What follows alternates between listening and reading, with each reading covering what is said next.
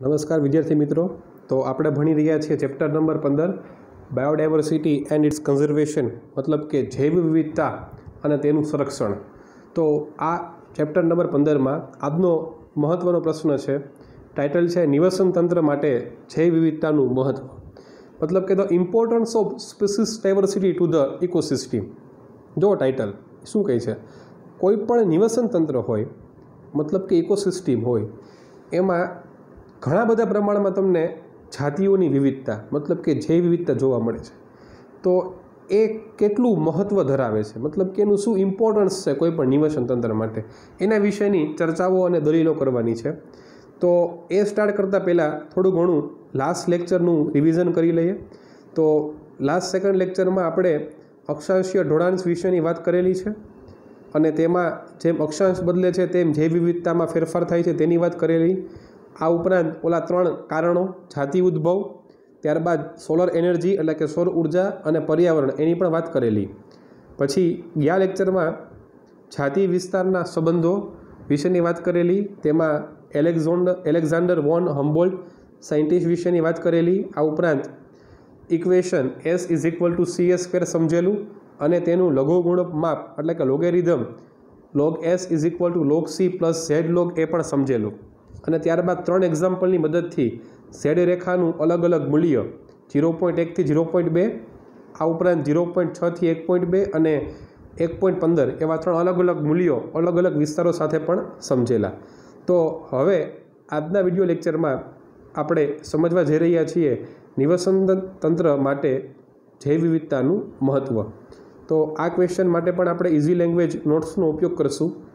Question શરૂ કરતાં પહેલાં એક વાત તમને કહેવાની કે આ જે પ્રશ્ન છે તે અકોર્ડિંગ ટુ થિયરી બેઝ, મતલબ કે થિયરી બેઝથી આ ક્વેશ્ચન મહત્ત્વનો નથી, પરંતુ તમે આમાંથી ઘણા બધા પ્રકારના MCQ અથવા તો શોર્ટ ક્વેશ્ચન પૂછાઈ શકે અને આમાં અમુક પ્રકારની ચર્ચાઓ, દલીલો અને થોડી ઘણી આમાં વાર્તા પ્રકારના મુદ્દાઓ છે। એટલે થિયરીમાં આ ક્વેશ્ચન છે એ ઓછો IMP છે, મતલબ કે મોસ્ટ IMP તમે ન કહી શકો। ચાલો, ટાઇટલ છે the importance of the species diversity to the particular ecosystem. જો પોઈન્ટ નંબર 1, શું કોઈ પણ સમુદાય એટલે કે કોમ્યુનિટીમાં જાતિની સંખ્યા ખરેખર નિવસન તંત્રની કામગીરી માટે મહત્ત્વપૂર્ણ બાબત છે? એટલે બરોબર સમજો કે નિવસન તંત્ર કાર્યશીલ છે, એ બરોબર કામ કરે છે, તો શું એવું નક્કી હોય કે 100 પ્રકારની જાતિઓ હોય તો જ નિવસન તંત્ર કામ કરશે અથવા તો 50 પ્રકારની જાતિ હોય તો જ નિવસન તંત્ર કામ કરશે, કે ભાઈ 50થી ઓછી જાતિઓ હોય તો નિવસન તંત્ર બરોબર કામ કરશે નહીં? એવું કંઈ નક્કી છે? મતલબ કે શું કોઈ પણ સમુદાયમાં જાતિની સંખ્યા એ ખરેખર નિવસન તંત્રની કામગીરી, ટીક કરો અહીંયા, કાર્ય કરવાની ક્ષમતા માટે મહત્ત્વપૂર્ણ બાબત છે? આ એક એવો સવાલ છે કે જેના માટે પરિસ્થિતિવિદો તથા આપણા બધા પાસે કોઈ ચોક્કસ જવાબ છે જ નહીં અને આપણે જવાબ આપી પણ શક્યા નથી। એટલે એવું તો તમે કંઈ નક્કી તો ન કહી શકો કે ભાઈ નદીનું નિવસન તંત્ર હોય તો તમે એવું તો ન કહી શકો કે નદીના નિવસન તંત્રમાં 42 જાતિઓ હોય તો જ એ નિવસન તંત્ર કામ કરે। જંગલના નિવસન તંત્રમાં છે એ 252 જાતિઓ હોય તો જ એ નિવસન તંત્ર કામ કરે, એવો કોઈ આંકડો ફિક્સ જ નથી, તમે એવું કહી જ ન શકો। તો પોઈન્ટ નંબર 3, ઘણા દાયકાઓ સુધી પરિસ્થિતિવિદો એવું માનતા હતા કે સમજો, વધુ જાતિઓ ધરાવતા સમુદાયો સામાન્ય રીતે ઓછી જાતિઓ ધરાવતા સમુદાયો કરતાં વધુ સ્થિર વલણ એટલે કે ટેન્ડ ધરાવે છે। જો શું કીધું એને, કે વધુ જાતિ ધરાવતા સમુદાય સામાન્ય રીતે ઓછી જાતિ ધરાવતા સમુદાય કરતાં વધુ સ્થિર છે। એટલે કે તમારી પાસે કોઈ પણ 2 નિવસન તંત્ર છે, સમજો એક્ઝામ્પલથી સમજાવું, નિવસન તંત્ર A અને નિવસન તંત્ર B। હવે નિવસન તંત્ર Aમાં 100 જાતિના સજીવો છે, નિવસન તંત્ર Aમાં 100 જાતિના સજીવો, જ્યારે નિવસન તંત્ર Bમાં 1000 જાતિના સજીવો। તો આ વાક્ય શું કહેવા માગે છે કે જ્યાં વધુ જાતિ, બરાબર છે, જ્યાં વધુ જાતિ એ નિવસન તંત્ર વધુ સ્થિર, મતલબ કે A પાસે 100 જાતિ છે એટલે તે ઓછું સ્થિર, B પાસે 1000 જાતિ છે મતલબ તે વધુ સ્થિર। ખબર પડી? તો ઘણા દાયકાઓ સુધી ઘણા બધા પરિસ્થિતિવિદો મતલબ કે ઇકોલોજીસ્ટ એવું માનતા હતા કે જ્યાં તમે વધુ જાતિ ધરાવતા સમુદાયો જોવા મળે તે સામાન્ય રીતે ઓછી જાતિ ધરાવતા સમુદાયો કરતાં વધુ સ્થિર હોવાનું વલણ ધરાવે છે। બરાબર? ચાલો, આ પેજમાં 3 મુદ્દા છે। સાવ ઇઝી, રિવાઇઝ કરી લે ફટાફટ. પહેલા મુદ્દામાં તમને ક્વેશ્ચન પૂછ્યો કે ભાઈ નિવસન તંત્રની કામગીરી માટે ખરેખર શું જાતિની સંખ્યા આવશ્યક છે. પછી પોઈન્ટ નંબર 2માં કીધું કે એનો તમે ચોક્કસ આન્સર આપી જ ન શકો, આપણે પણ આન્સર ન આપી શકીએ અને પરિસ્થિતિવિદો પણ કોઈ પણ ચોક્કસ આન્સર ન જ આપી શકે. પરંતુ મુદ્દા નંબર 3માં શું કહે છે કે ઘણા દાયકાઓથી, છેલ્લા ઘણા બધા વર્ષોથી, લાંબા સમયના ભૂતકાળથી પરિસ્થિતિવિદો એવું માને છે કે જ્યાં વધુ તમને જાતિઓ ધરાવતા સમુદાય જોવા મળે એ નિવસન તંત્ર વધુ સ્થિર જોવા મળશે. ચાલો હવે નેક્સ્ટ પેજ ઉપર ચર્ચાઓ કરીએ. તો નેક્સ્ટ પેજમાં એક બહુ મહત્ત્વનો મુદ્દો છે. જુઓ પોઈન્ટ નંબર 4, એક જૈવિક સમુદાય માટે સચોટ સ્થિરતા શું છે. જો શબ્દ આવ્યો જૈવિક સમુદાય, જૈવિક સમુદાય મતલબ કે શું છે ખબર છે? જાતિઓનો સમૂહ. લખી નાખો, જૈવિક સમુદાય મતલબ કે જાતિઓનો સમૂહ કે જે ચોક્કસ નિવસન તંત્રમાં જોવા મળે છે. જૈવિક સમુદાય મતલબ કે જાતિઓનો સમૂહ કે જે ચોક્કસ નિવસન તંત્રમાં જોવા મળે છે. તો તમારે એ જૈવિક સમુદાયની સચોટ સ્થિરતા સમજવી હોય તો તેના કયા કયા કારણ હોઈ શકે. મતલબ કે આપણી પાસે એવા કયા નિવસન તંત્રના કેરેક્ટર્સ છે, લક્ષણ છે, જેથી આપણે કહી શકીએ કે ભાઈ આ જૈવિક સમુદાય છે ને તે સ્થિર છે. જુઓ હવે પોઈન્ટ નંબર 1 શું કહે છે. એક સ્થિર સમુદાયે તેની ઉત્પાદકતામાં વર્ષે વર્ષે ઘણા બધા ફેરફાર, એટલે કે વધુ વિવિધતા બતાવવા જોઈએ નહીં, તેમાં વધુ ફેરફાર થવો જોઈએ નહીં. સમજો ઉત્પાદકતા છે ને એ કોની સાથે કનેક્ટેડ છે? હવે ઉત્પાદકતા છે ને તે પ્રોડ્યુસર્સ સાથે કનેક્ટેડ છે, મતલબ કે ઉત્પાદકો સાથે કનેક્ટેડ છે. એટલે એ શું કહે છે કે જે એક સ્થિર નિવસન તંત્ર હોય ને, મતલબ કે સ્થિરતા ધરાવતો જૈવિક સમુદાય હોય ને, એની ઉત્પાદકતામાં બહુ ફેરફાર ન થાય. મતલબ કે જેટલી ઉત્પાદકતા ગયા વર્ષે હોય એટલી જ ઉત્પાદકતા આ વર્ષે અને નજીકના મતલબ કે આવનારા વર્ષોમાં એટલી જ ઉત્પાદકતા તમને જોવા મળે. જો ઉત્પાદકતામાં વેરિએશન તમને જોવા મળે મતલબ કે નિવસન તંત્ર સ્થિર નથી, કાં તો તેમાં જાતિઓ બહુ મેક્સિમમ પ્રમાણમાં ઘટે છે અથવા તો વધી રહી છે. તો મુદ્દો નંબર 1, એક સ્થિર સમુદાયે તેની ઉત્પાદકતામાં વર્ષે વર્ષે ઘણા ફેરફાર એટલે કે વધુ વિવિધતા થવો જોઈએ નહીં. મુદ્દો નંબર 2 શું કહે છે કે તે સમયે સમયે આવનારા અવરોધો માટે પ્રતિરોધક તથા પ્રસંગોપાત વિક્ષેપો કે જે કુદરતી પણ હોઈ શકે અથવા તો માનવ સર્જિત પણ હોઈ શકે તેની સામે પ્રતિકારકતા, સ્થિતિસ્થાપકતા દર્શાવવી જોઈએ. મતલબ સમજો શું કહે છે કે જે સ્થિર નિવસન તંત્ર હોય ને તેની સામે જો કોઈ પણ સમયે અવરોધ આવે અથવા તો પ્રસંગોપાત વિક્ષેપો, જો શબ્દ ટીક કરો, પ્રસંગોપાત વિક્ષેપો મતલબ કે ઓકેશનલી ડિસ્ટર્બન્સીસ. વિક્ષેપો કાંઈ રોજબરોજ ન આવતા હોય, પ્રસંગોપાત કોક વાર વિક્ષેપો આવે. પછી વિક્ષેપો કેવા હોઈ શકે? કુદરતી પણ હોઈ શકે કે માનવ સર્જિત પણ હોઈ શકે. બહુ વરસાદ પડી ગયો, કુદરતી વિક્ષેપ. વરસાદ પડ્યો જ નહીં, કુદરતી વિક્ષેપ. આગ લાગી ગઈ, ખબર પડી, તો કુદરતી અથવા તો માનવ સર્જિત વિક્ષેપ આવે. તો એ કુદરતી કે માનવ સર્જિત વિક્ષેપની સામે જો સ્થિર નિવસન તંત્ર હોય ને તો તેને પ્રતિકારકતા બતાવવી જોઈએ. એટલે મુદ્દા નંબર 1માં શું કીધું કે તેની ઉત્પાદકતામાં બહુ ફેરફાર, વેરિએશન ન હોવું જોઈએ. મુદ્દા નંબર 2માં શું કીધું તો કે તે પ્રતિકારકતા દર્શાવવું જોઈએ. મુદ્દા નંબર 3માં શું કહે છે સમજો.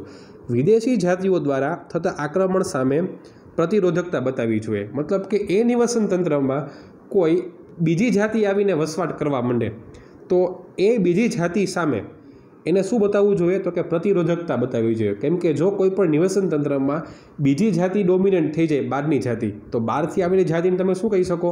વિદેશી જાતિ તમે કહી શકો. આનું તમે એક્ઝામ્પલ આ ચેપ્ટરના લાસ્ટ સેકન્ડ ક્વેશ્ચનમાં ભણશો, બરાબર?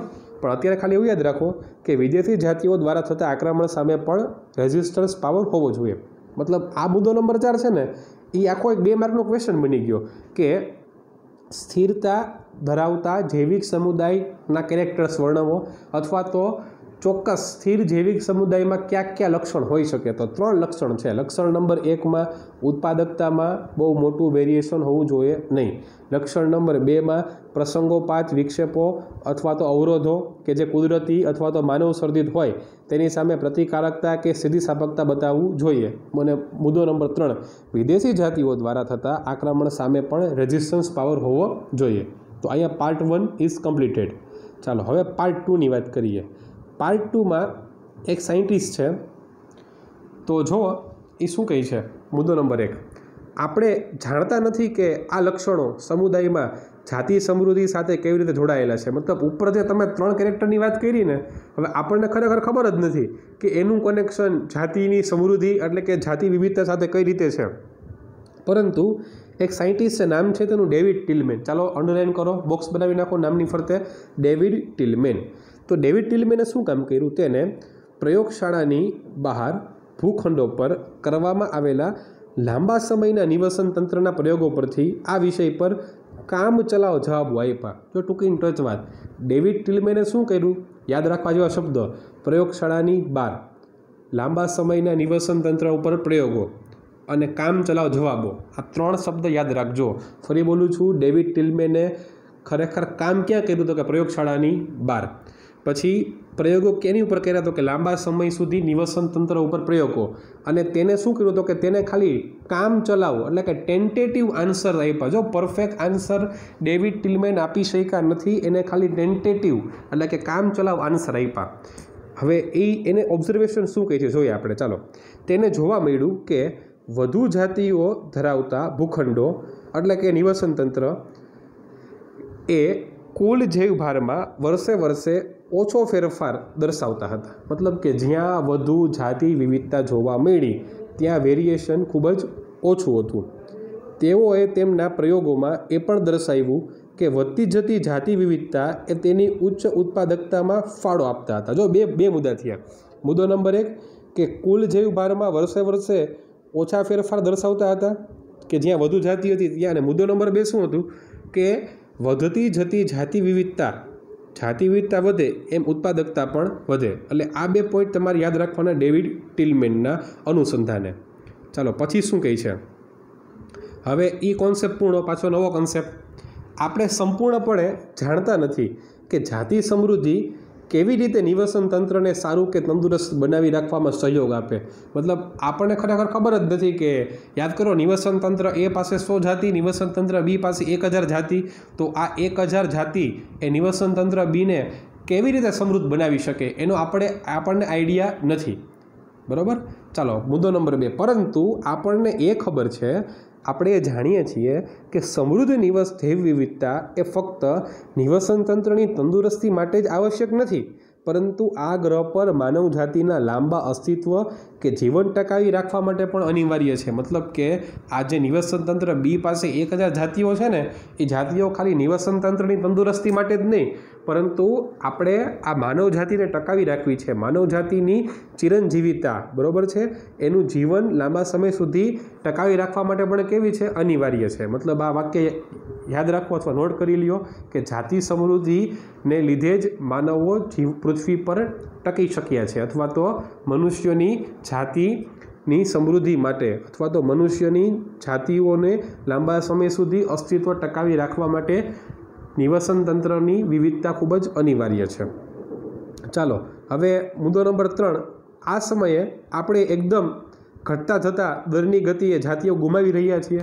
મતલબ કે તમને ખબર જ છે કે જાતિઓ છે એ ઘટવાની કગાર ઉપર છે, જાતિઓ છે તે વધતી નથી, કેમ કે માનવની પ્રવૃત્તિઓ જવાબદાર છે। તો કેટલાક ક્વેશ્ચન્સ પૂછે છે, તો આ ક્વેશ્ચન્સ સમજવાનો પ્રયત્ન કરીએ। જો ક્વેશ્ચન નંબર 1, કેટલી જાતિઓ લુપ્ત થાય? તો આ બાબત આપણા માટે ખરેખર મહત્ત્વની છે। મતલબ કેટલી જાતિ લુપ્ત થઈ જાય તો આપણને ફરક પડે, ખબર પડી? મતલબ એવું નક્કી છે કે પૃથ્વી ઉપર રહેલી આટલી લાખો કરોડો જાતિઓ છે, એમાંથી જો 50,000 જાતિ લુપ્ત થઈ ગઈ તો મનુષ્યને તકલીફ પડશે, એવું આપણને આંકડો છે જ નહીં, આપણને ખબર જ નથી। ક્વેશ્ચન નંબર 2, પશ્ચિમ ઘાટમાં દેડકાની એક જાતિ હંમેશા માટે લુપ્ત થઈ જાય તો શું પશ્ચિમ ઘાટના નિવસન તંત્ર ઓછા ક્રિયાશીલ બની જાય? મતલબ ફોર એક્ઝામ્પલ કે પશ્ચિમ ઘાટમાં જો 800 દેડકાની જાતિઓ છે તો 800માંથી ખાલી એક જાતિ લુપ્ત થઈ ગઈ, મતલબ કે 799 જાતિ વધી છે હવે, તો શું એક જાતિ લુપ્ત થવાથી આખું પશ્ચિમ ઘાટના નિવસન તંત્રો ક્રિયાશીલ ઘટી જાય? એટલે આ તો એવું થયું ને, સમજો આમ બોલું છું કે ગીરનો જંગલ છે, બરાબર, તો ગીરના જંગલમાંથી તમે સિંહને કાઢી લ્યો, એટલે ગીરના નિવસન તંત્રમાંથી ખાલી એક જ જાતિ સિંહને કાઢી લ્યો તો શું આ ગીર છે એ નિવસન તંત્રની ક્રિયાશીલતામાં ઘટાડો થાય? વિચાર કરજો।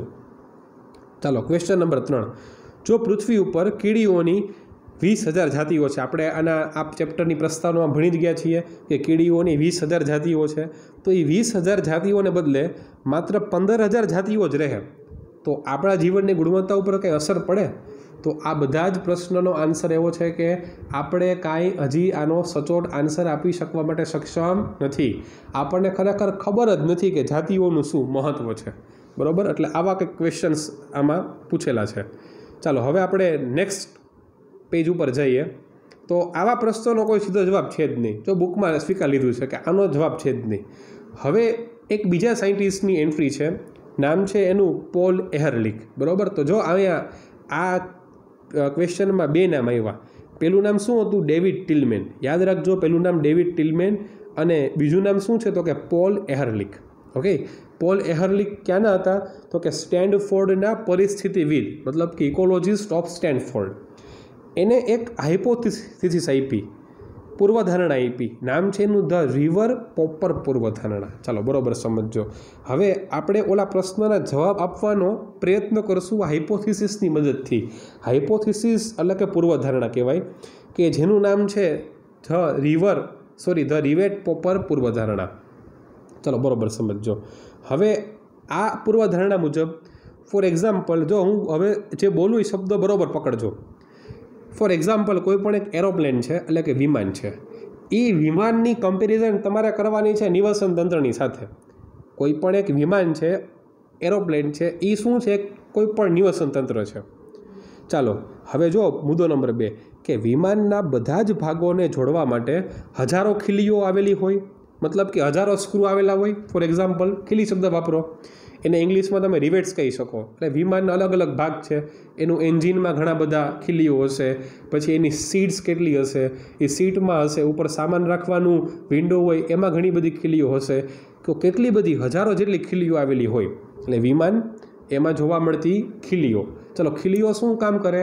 તો કે ખીલીઓ છે તે વિમાનના અલગ અલગ ભાગોને જોડવાનું કામ કરે. એ જ રીતે નિવસન તંત્રમાં અલગ અલગ પ્રકારની જાતિઓ. જેમ વિમાનમાં હજારો ખીલીઓ છે, રિવેટ્સ છે, તેમજ કોઈ પણ ચોક્કસ નિવસન તંત્રમાં હજારો કે લાખો શું હોઈ શકે? જાતિઓ હોઈ શકે. એટલે નિવસન તંત્રને તમે કમ્પેર કરો છો વિમાન સાથે, નિવસન તંત્રની જાતિને તમે કમ્પેર કરો છો વિમાનની ખીલીઓ એટલે કે રિવેટ સાથે.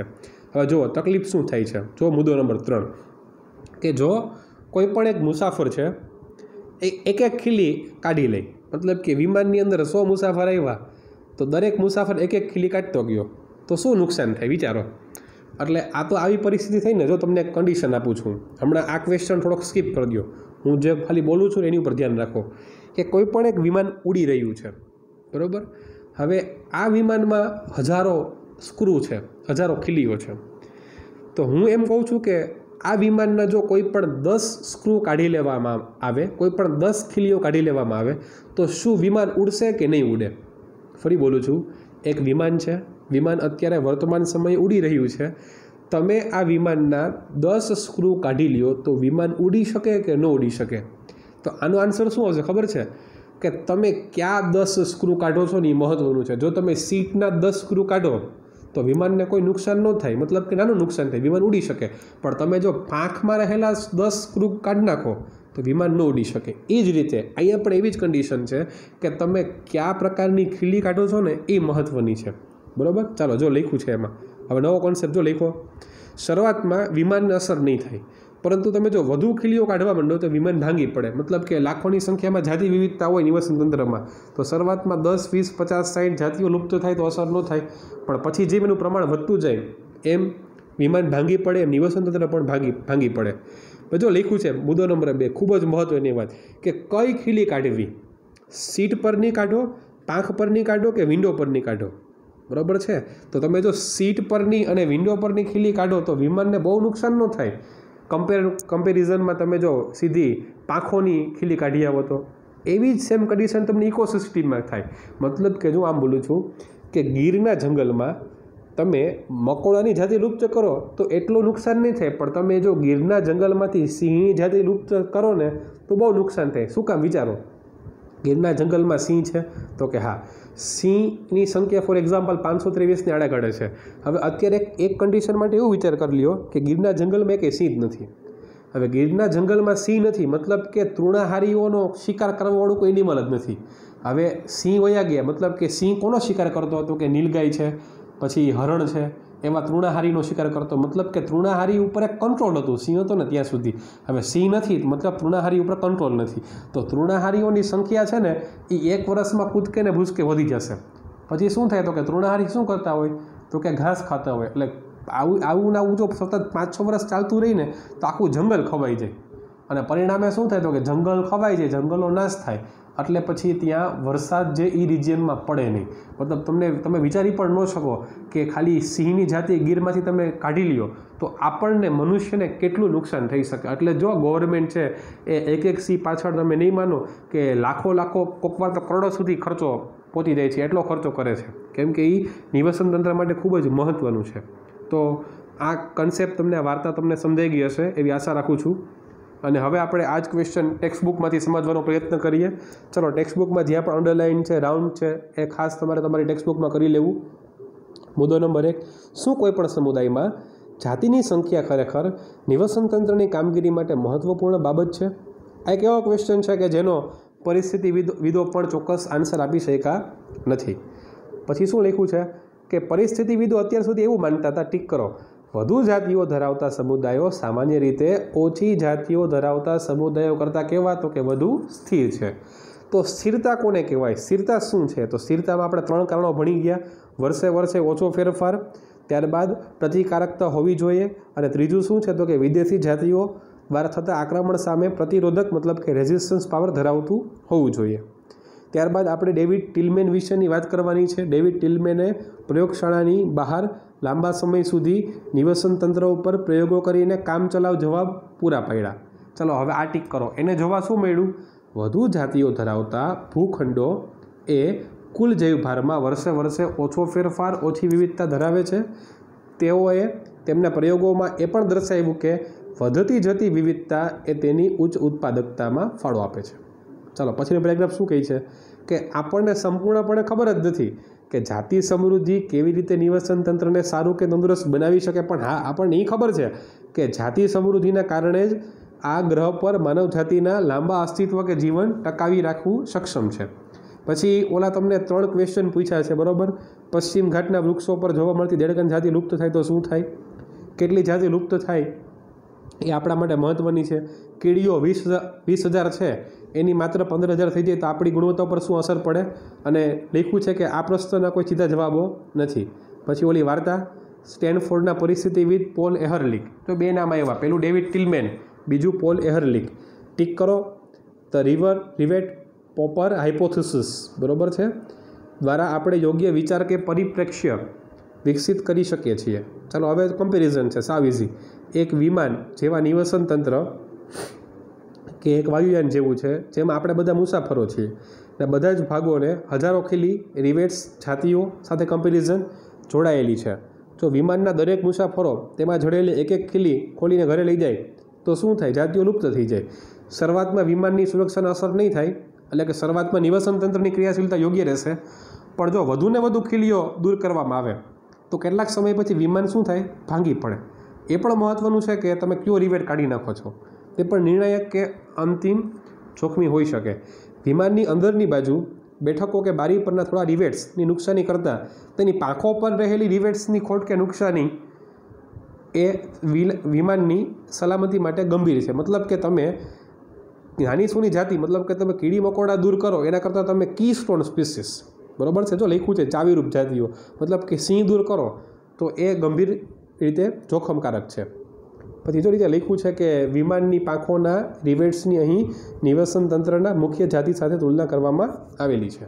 તો આ સાથે આ ક્વેશ્ચન પણ અહીંયા સંપૂર્ણપણે સમાપ્ત થાય છે. ઘણા બધા MCQ છે, 2 વૈજ્ઞાનિકના નામ છે, કેરેક્ટર્સ છે, એ તમારે ખાસ તમારી બુકમાં, અલગ બુકમાં નોંધી લેવા. તો આ સાથે આજનો કાર્યક્રમ પણ અહીંયા સંપૂર્ણપણે સમાપ્ત થાય છે. Thank you very much.